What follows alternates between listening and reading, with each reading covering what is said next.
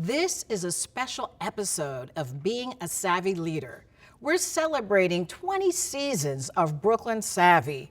We're here at the Brooklyn Navy Yard, and today we'll be talking to its brilliant, steady, and first Black female leader, Lindsay Greene, who's bringing her perspective and legacy to a 300-acre workforce development, urban manufacturing, and innovation campus, which is home to 500 businesses and 11,000 employees.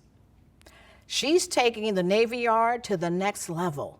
What's her vision, point of view, life experiences, and mission, and how is it shaping the Brooklyn Navy Yard? I wanted to create a safe space to have uncomfortable yet transformative conversations that move people, amplifying the voices of those who are underrepresented and who inspire positive change. I'm Toni Williams, and this is Brooklyn Savvy. Welcome, Lindsay. Thank you for having me. You know, and I'm really excited about you. I am delighted that you are the first African-American woman to be in this spot. I have just, it's been a pleasure to watch you work. Thank you. And watch you do this job. So I'm just saying that because I know you. So this is wonderful. So why don't we start in a fun way with a this or that? Respect versus loyalty, which one? Respect. Why respect, not loyalty? Because you need to have a reason to be loyal to somebody. You can't really be loyal if you don't respect them, because you don't know what you're trusting. Ooh, that's so good. That's a very good answer. That's why you're a savvy leader. Now, your favorite place to eat in Brooklyn? Other than my house? There you go. That's a good answer. That's a good answer. Yeah. I'd say it's a toss-up between Brooklyn Crab and White Tiger in my neighborhood. Okay. Now, are you traditional or out of the box? Out of the box. Oh, yes, you are out of the box. Now, jazz or hip hop? Hip hop. Don't tell my mom. Yeah, but why hip hop? I just want to know. Why hip hop? I like the creativity and the poetry in it. Oh, excellent, excellent. You've been entrusted with this enormous city asset, right? It's a big asset. How do you feel about that? I feel blessed and privileged that this gets to be my job because it is such a great place.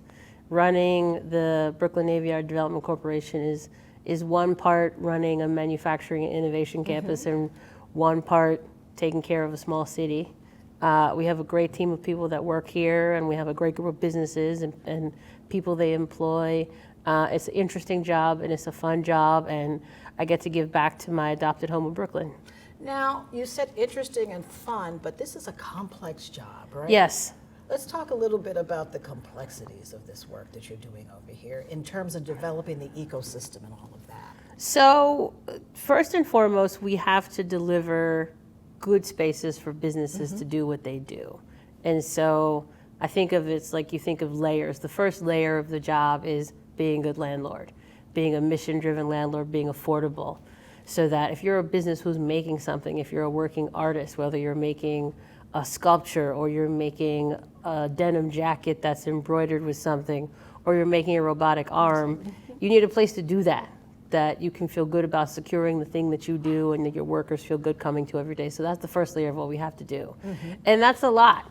And then from there, we say once a business is here and we've given them affordable space so that they can feel comfortable and not worry about their rent being too high at the Navy Yard, what else can we do for them when they're here? And how do we help them succeed? Can we help them get workers? Do they need access to an executive coach for the person that runs the company? Do they need marketing help? Do they need access to financing? What can we bring to help them succeed? And I think we just keep trying to raise the bar for what that means over time. Now, in thinking about what you've said, there's a lot of, you're in a very politicized climate here, right? Yes. You've got a lot of competing interests. You've got businesses, you've got your fence line communities. How do you respond to all of the needs of these different interest groups? Well, so I think going back to when the Navy was here, the Navy Yard exists as a place to employ the people of Brooklyn and employ the people of New York City. So we have to treat our neighbors in our community outside the fence line as our accountability mechanism. If we're not delivering jobs that are accessible to them, then we're not doing our job. Right. And so that's first and foremost what we have to do. So we have to study the jobs that are growing here. What are the skills people need to be employed in those jobs and to be successful? And that changes over time. What it looked like to work here in the 70s and 80s is very different than what it looks like to work here now in terms of what you need to know, how comfortable you need to be with computers. And so that's why we've done things like help create the STEAM Center, which is our technical high school that's here, and help create advanced machinery training for adults that we now offer on the campus. And that's all part of what we do to continue to be of service to the community so that they know they can get a job here at the Navy Yard with one of the businesses. Now, you also, this idea of diversity, equity, and inclusion, Yeah. right? What is it that you're doing, say, for MWBs? Yes. How do you target that group? So that's Since African American women have been the fastest growing segment yes, during they are. COVID Yes. with small businesses. And always. Right. Mm-hmm. One of the favorite things I saw during the pandemic was that there was like a mug that somebody made that was like screw it, I'll do it, said all black women. Ooh, I love right? that. Mm-hmm. And so one of the things we're working on is a project that is almost final, but it's a new incubator that's designed to support black women entrepreneurs. Talk a little bit more about what that looks like. So that is set up to really be a space for black women to come make products they care about making, turn them into a business and sell them to the world at a real scale. So you can graduate from making something in your kitchen to making it in a proper facility and selling it to a bigger store. And so that's something that we've been working on for years now, and it takes a lot to get over the finish line because it's difficult. Building a manufacturing business is hard. Trying to do that by and for primarily women of color is also hard. And it just, it takes a hustle to do all of that in New York City. And so it takes time to put the pieces together, but I'm really proud that we're almost there. And beyond that, that's just one element. We have to work really hard to make sure that other businesses owned by women and people of color are here at the Navy Yard. And that's been something that we've had diversity in the people that work here, but we haven't had as much diversity in the people that own the businesses that are based here. And so that's the thing we have to put effort into finding those businesses and telling them they have a home here. What role does access to capital play, and how can you enable that in some of these businesses? Can you? You can. So I think first and foremost, you need to make sure that a business is set up with a good business model. Are they making a thing that they can sell? Can they make it consistently? And do they have a way to reach their customer? We can't usually solve that problem. That's like the basics of business. You should come with that, right? You should come with that. You should come with that yes, piece. Right. But if you need help on the margin with how do you tell your story better? A lot of what we do here is when we're trying to pitch press stories about the Navy Yard, it's not as much about me or the people that work at the Brooklyn Navy Yard Development Corporation. It's about our tenants. They are the magic of the Navy Yard, more so than what we make possible. We make their magic possible. And so it's about setting them up. Do they need marketing? Do they need, we talk about access to capital. Are they ready to take money? Right. Do they keep good books? Do they keep good records? That's a huge piece of it. You need to be able to tell somebody with a piece of paper exactly what you sold for the last year or the last 2 years or the last 6 months, and how is it different over time. If you don't have good records, even good spreadsheets, it doesn't have to be a fancy accounting system, but you have to keep everything in order. So a lot of what we do is connect people to outside professionals who can walk them through that and coach them how to do that so that they can go to a bank or an organization like LISC or someone else or another CDFI and get those funds. That's called a real investment in someone's business, meaning so the expectation is that you can be a real startup and perhaps find a home here at the Brooklyn Navy Yard? Yeah, that's our goal. When I say we're constantly pushing the bar for what it means for us to do and to contribute to our mission, that's what I mean. Now, I want to talk to you about your leadership. What are your core values as a leader? Honesty and transparency. I value people believing in what they do every day. So I don't like to order people to do things I don't think that actually works. I was sort of brought up to question authority.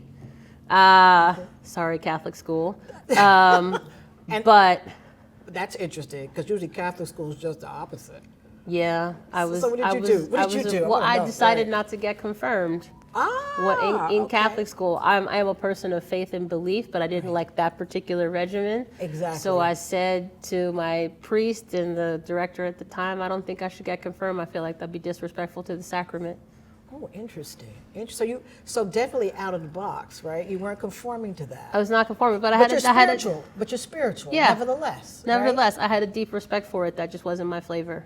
Oh wow, that's so interesting. So that's I want people to feel like they can speak truth to me. Mm-hmm. We have to work so hard to achieve the things we achieve, and we are investing so much, and you don't want to get caught up in believing in the idea of a thing more than the reality of what's in front of you. You have to dream, but you also have to be able to see your way through to realizing the possibility.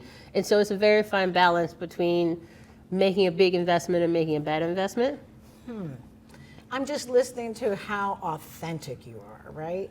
Where did that come from? Meaning you're living your life, meaning, purpose, and being true to who you are. How did that happen? I don't mean it like that, but so many of us go all kinds of directions. We're not listening to ourselves. How did you make that happen? I worked really hard at it. Okay. I had good mentors throughout my life. It started with I was raised by a single mom in D.C. I had a whole village around me of her friends and people that she was close to, a lot of other really amazing black women. And they each had their own thing, and they were all very opinionated and spoke their minds, and so that they always instilled that in me. But I wanted to get into business, and that is not the culture you're really brought up in when you start off at a corporate investment bank. But I think I realized after doing it for a long time that wasn't exactly what I wanted to do, and so I had to decide to leave, and I went to graduate school. And that was really my first evolution into just trying to live my whole truth in terms of what I did every day and being connected to my values. Well, much respect, much respect. So what keeps you up at night, though, in this very complicated yard, this very complicated job? This is not a simple one. It's not a simple job. When I say interesting, I tend to sort of underplay the complexity. Yes. It's because I was raised to be very chill. If only I was raised to be chill, Brooklyn. But anyway. My mom is not chill. Maybe I was the counterbalance to her. What keeps me up at night is feeling like I haven't made as much progress on those big picture things, to do things for black or brown owned businesses. It's like it all takes time, and I keep myself up at night being like, have I turned over every stone to make sure that can be as successful as possible? Oh, thank you for that. Thank you. Because it's that. it's like you're not gonna come up with the thing that addresses and solves systemic racism overnight, but Right. because it is so existential, it can keep you up at night. No, absolutely. And especially the fact that it's systemic, that there are barriers that are in place that impede the progress of black and brown businesses. That have been there a long time. Yeah, so how do you deal with moments of vulnerability and self-doubt? I'm sure you have them, like we all do. And, I do. And sometimes it's hard to unpeel that or talk about it. It's up to you, but. So I think so it's getting away from my day to day and reconnecting with the things that matter. So it's like talking to our tenants, visiting the STEAM Center, seeing some of our STEAM scholars, seeing and meeting some of the folks in the community that have gotten jobs here. It's like if you get out from behind your desk where you're tinkering away, trying to do the thing, and see and interact with the people for whom you are doing the thing, it'll correct it real quick. Absolutely. Now, has there... That and my kids. Oh, how many kids? I have 2 daughters. Oh, wonderful, wonderful. How old? 6.5 and 2. Oh, so they keep you going, huh? Yes, they do. Oh, that's wonderful. That's wonderful. Now, have you ever been afraid of a job? Yes. Yes. And how did you cope with that? How did you cope with the fear? Because oftentimes when we make leaps, there's trepidation with that leap. And it's natural to, when you're starting a new thing, say, for instance. How do you deal with that? Because so much of this show is women who are going to tune in, and they're going to want to know, how did you get to where you got to? Yeah. So part of it is I've worked really, really hard over the years to just be who I am in all spaces and places. And that took me a long time.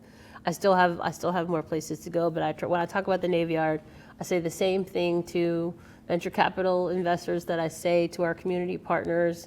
Everyone knows that I'm here to try to focus on growing the number of Black and Brown-owned businesses at the Navy Yard, even if they are not themselves a Black or Brown-owned business. Doesn't mean they are not welcome here. We're also trying to address the problems of the world like climate change and helping care for the aging. But everybody has a part to do for the mission. I think that's very important. And I think just knowing that that is why I am here and that I'm clear with everyone about that's why I'm here. It's why I feel like I've been blessed to have this job. I don't feel like I don't need to be afraid because yes. I'm doing what I'm supposed to do. I get you. Right. And you're right where you're supposed to be. I'm where I'm supposed to be. And I think you just have to take comfort in if you are doing the thing someone is asking you to do, if you're living your purpose, you shouldn't be afraid of that. Doesn't mean you can't recognize that it's hard and it's challenging, but you don't need to be afraid of it. That's really solid advice. So how do you show up as a transformer? I think that goes back to the honesty and the transparency. And that's my comment about respect. People have to know why. I'm big on giving people context and giving people the reason why I say the things that I say and why I want to take our organization and the mission, my particular spin that I'm putting on it. There'll be other people who come and lead the Navy Yard after me, just like I had big shoes to fill when I was here. My predecessors did amazing things. They sure did. And I had a pleasure to work with several of them. And so if people know why, it gives them a chance to internalize that and connect it to their own value system. And that's, I think, really how you have to create the change. If people don't believe in the thing you're asking them to do and they feel like it's such and such a pet project, it won't actually last. Isn't that the truth? Right. You have to figure out how to put it as part of the institution, and for that, everybody has to believe in it. Now, the Navy Yard was always very intentional around an ecosystem. Yes. Can you talk about what that looks like here? So that is us, first and foremost, that's us knowing who our tenants are and what they do. We work very hard to know the industry each of them operate in. Do they identify as a tech company or not? You know, we've turned tech into a dirty word because people say there's an app that solved the world for everything. That's probably not true. I don't GPT, but anyway. But, you know, somebody is making a device that can help, one of the companies I visited today, help someone who's an amputee or a quadriplegic can use their thoughts to control devices because they don't have their hands or their feet to do it anymore. That's amazing. Is that a tech company? Is it a device company? Is it a healthcare company? It's all the above, right? And so it is knowing them and knowing how they see themselves and what they see as their value add as a business.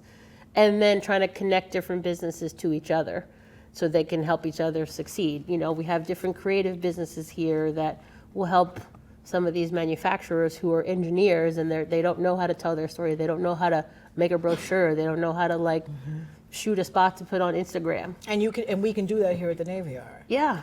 There's all sorts of companies here. We have 40% of our businesses describe themselves as creative. And they're people who are working artists. And that could be someone building a custom staircase for an office space. And it's actual artist building a sculpture. And it's somebody doing a piece of light, like an elaborate lighting sculpture. So you're very intentional around the business you curate here? Yes, which is not to say that everyone isn't welcome. If you make something, the Navy Yard is a place for you. And I think where we put effort into curating is to going to find companies that aren't represented here to call the Navy Yard home. Now, you're talking about make something. What about service? Can a service business find a home here?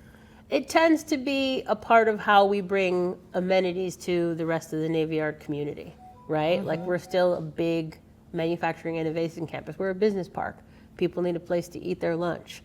People need a place to gather and host a meeting. And so there is a certain amount of services we do call home here, but we also try to be good neighbors to our colleagues in downtown Brooklyn and the rest of Dumbo, where we're part of a broader ecosystem in North Brooklyn, and so we can connect those dots. That's why we invest in a shuttle system so people can get those places really easily. Because it wasn't so easy to get here, but people now really know we're here. Yes. Right? It's like a real destination.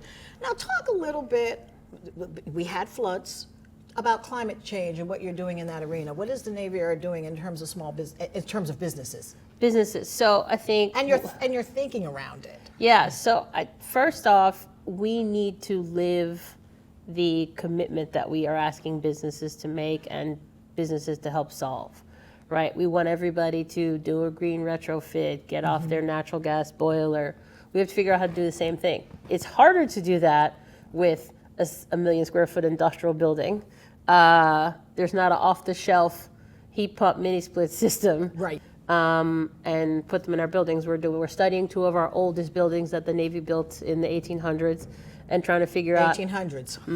how, me. But exactly. Yes, that's not yes. exactly your image of like a LEED building, right? Right. It's not today, but we're doing a study to figure out how it could be, right? Because so it starts with us living our own truth and then going out and positioning ourselves around companies. We host conferences in that event. Like we host Black Women Talk Tech so that people who are women of color, who are engineers and who are starting tech companies know we are here because they had their gathering space here. Right, That's the right. first layer.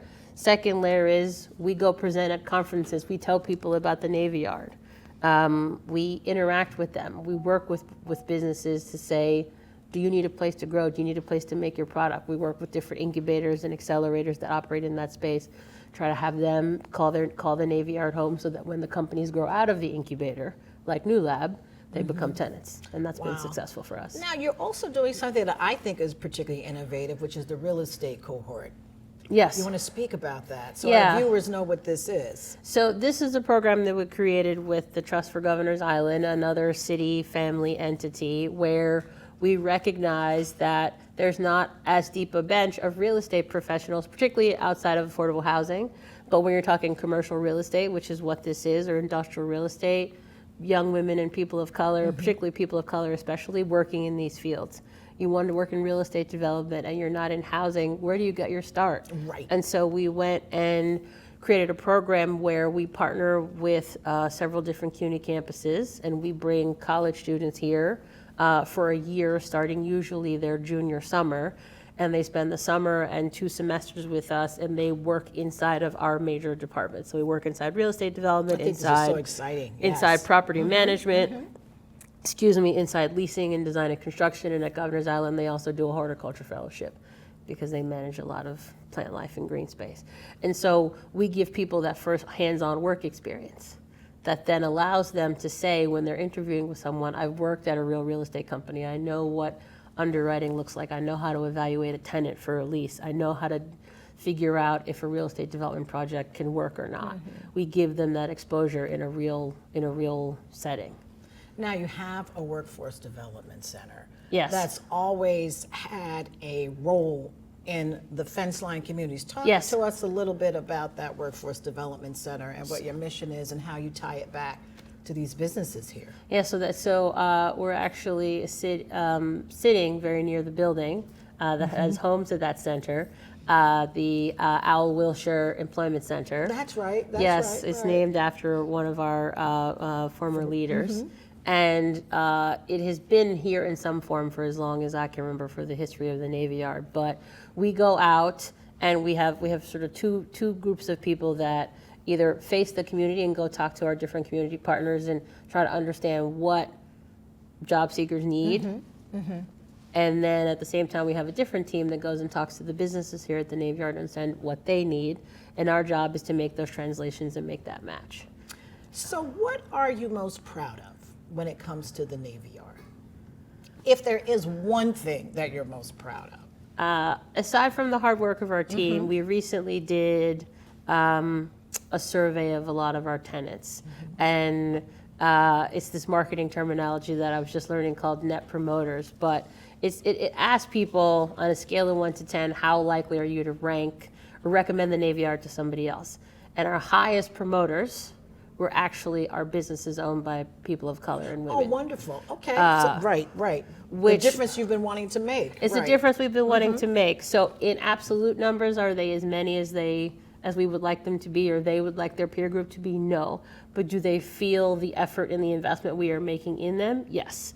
And so that to me was like a marker of real progress. And that's years-long progress. That's my progress, my team's progress, my predecessor's progress, because you can't get to that without putting a lot of time and effort into it year after year. So we have to be consistent, but seeing that and feeling that and knowing that people notice when you're trying to support them and help them succeed was really grounding. And I think for me, what we do with those who are formerly incarcerated. Yeah. Can you talk about that? Because I definitely believe that people deserve a second chance, a third chance. They deserve chances. They do. So what are you doing here at the Navy Yard to promote that, I guess I would say, or to make it happen? So I think a couple different things. We have had some partnerships with different organizations to help people who are justice involved get jobs here at the Navy Yard. Ironically, we actually started with some of our security guards. Okay. You know, because at the end of the day, that's a customer service role. Right. You're interacting with people coming to the Navy Yard. Can they find their way? Do they know who they're here to meet? They get a lot of de-escalation training. They keep their cool. What does innovation look like to you in terms of this yard? For me, innovation is continuing to invest in our community of businesses and people of color and trying to take what is a community built around fashion and food and creative industries and take that to what you might call a tech-oriented company, an advanced manufacturing company. You know, one of the companies has their U.S. office here inside New Lab.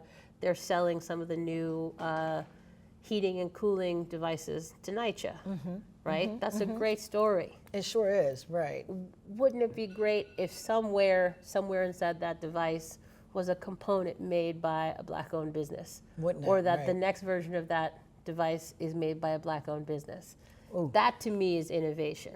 That's- It's addressing climate change, so it's helping the future look different, both who's in charge and what the thing is they're making. Wow. And I guess my last question is around community activations. You know, getting people in here. What is it that you're going to be doing in the next year or two just to bring in community? So we do a lot You of have a lot of good stuff. So this is, yeah. We do a lot of good stuff, and we have to bring people in. So we try to do a lot of activations that are just us being a good neighbor. We have celebrations for the end of the school year and for the young families and for the start of the school year. Don't you have a holiday shopping too? Yes, All of we that. do. We have a holiday shoppings. market that's usually at the end of November every year where we showcase all of our businesses at the Navy Yard that make something, and just bringing more people to the yard for a reason that matters to them. Job fairs, resource fairs, and just good old-fashioned have a good time. Come shop, come enjoy what we have to offer. Well, you know, we're going to have to close, but I must say I'm so happy that you're at the helm. I appreciate the work that you're doing, Thank you. the difference that you're making. Thank you so much. Thank you, Toni. Because It's you're been for a real. pleasure. Yeah, you're for Thank real. you. As You're are doing you. it. Yeah. Thank you, madam. And it's been great having you in our corner. Excellent. That's all the time we have for this episode. We'll see you next time on Brooklyn Savvy.